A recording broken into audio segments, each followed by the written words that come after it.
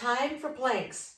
If you are flat side down, that's fine. Know that it's easiest on the wrists. If you put your hands on either side of the BOSU, fingertips pointing towards the floor, all right? Sometimes the wrists don't like this, and it's best just to go to the floor, or you can come down to a low plank.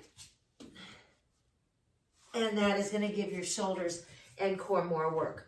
Or if you're like me, you can do the same thing. I hold on to the sides because it's great for the wrists. If your wrists still don't like it, come down to forearms. Remember, there's no praying. Fingertips are out in front of you. 1 minute, your minute.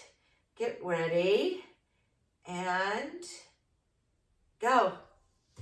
Chin away from the chest. Now, one thing that's fun, if you are round side down, is you can move the BOSU around,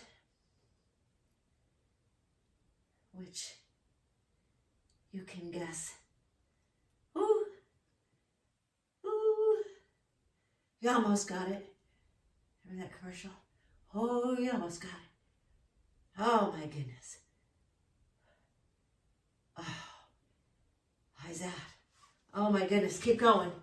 Oh, that's beautifully rough. And keep going. I lost my timer, but it's going. Oh.